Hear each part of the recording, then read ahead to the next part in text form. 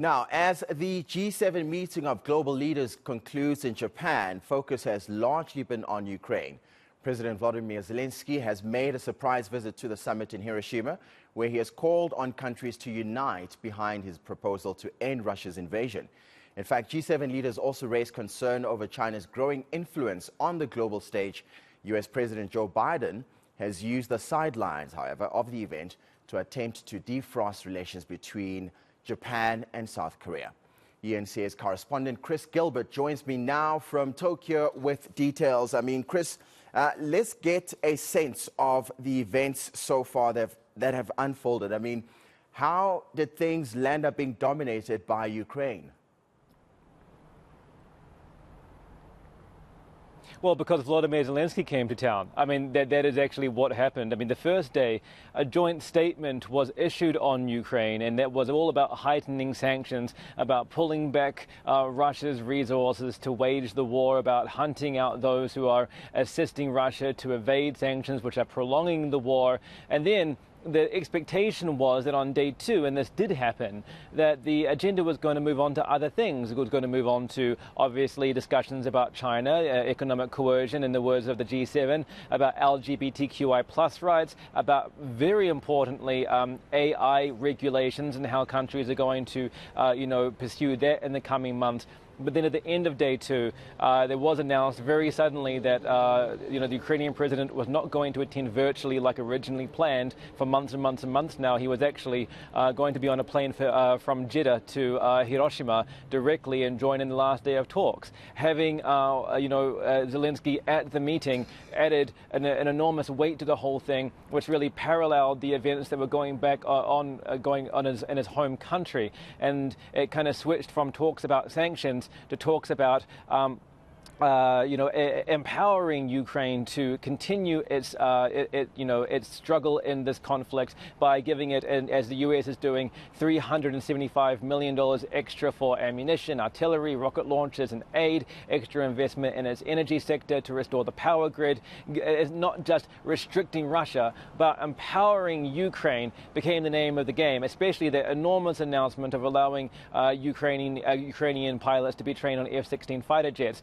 That dominated headlines as well as this ongoing struggle for Bakhmut. And as of about half an hour ago, the Ukrainian president just finished a press release here in Tokyo, here in Japan. I'm in Tokyo, he's in Hiroshima.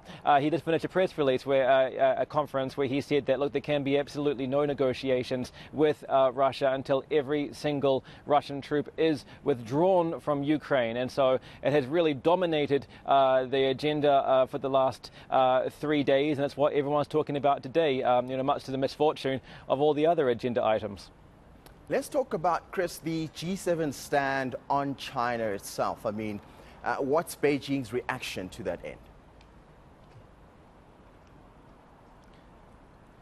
Well, yeah, there's been a 9-point plan in the joint statement on China. And very interestingly, this 9-point plan is all in very succinct, easily digestible points, and not in the huge rectangular blocks of text that energy policy or finance policy approaches are. It's very digestible for journalists on a deadline, so it's very easy to be picked up and run with. But this 9-point plan really says that the G7 wants to engage with China, it wants to cooperate with China, but at the same time, it is also calling out what it believes as, economic dependence on China, export dependence from China, wanting to lower that reliance and diversify supply lines. It calls out what it believes is economic coercion from China and military assertiveness around Taiwan as well. And now this is really interesting because on the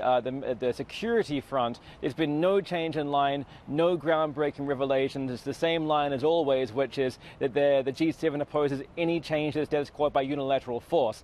That's kind of a catchphrase of the G7's, which pretty much means, like Russia did to Ukraine in the G7's esteem, they do not want any single actor in the world to go around invading by themselves any other single actor in the world. So that is the stance they've taken. It allows the G7 members to continue their own bilateral bilateral trade ties with China as they see fit, while sending a strong message. Beijing has responded to this. It has said, well, actually, it is the G7 which is the destabilizing force, which is hindering peace. It requests the G7 do not interfere in China's internal affairs, such as accusing China of human rights issues. And it says that China is a respected and international law-abiding power in the world. So if anything, the tensions between those two poles is only really intensifying. And of course, Chris, those human rights violations have been subject of many discussions at the G7, I imagine. There's also the G20 that's coming up. I mean, talk to me about how the Global South is needed and the next steps from here.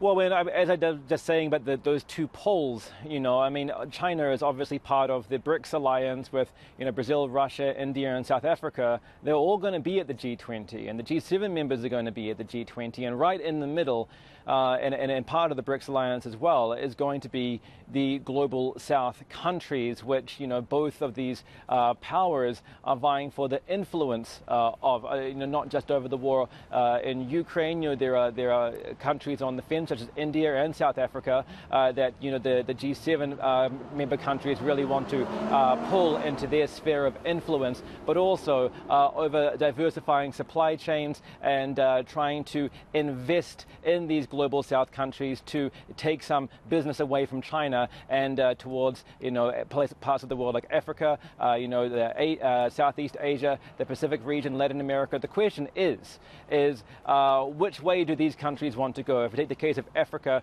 Azali Assoumani, the head of the African Union, has said that it wants what the G7 wants. It wants a strong and independent Indo-Pacific. It wants an international rule of law to be followed. However, it says that over the last 20 years, China has proven itself to be a very reliable and trustworthy business partner.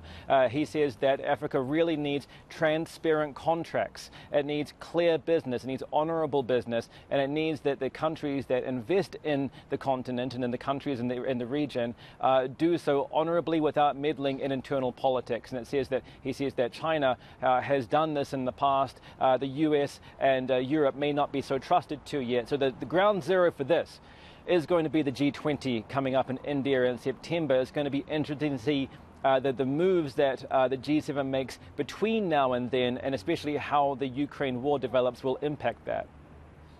That's Chris Gilberts, live to us in Tokyo. He's our eNCA correspondent. Thank you so much for your time, Chris.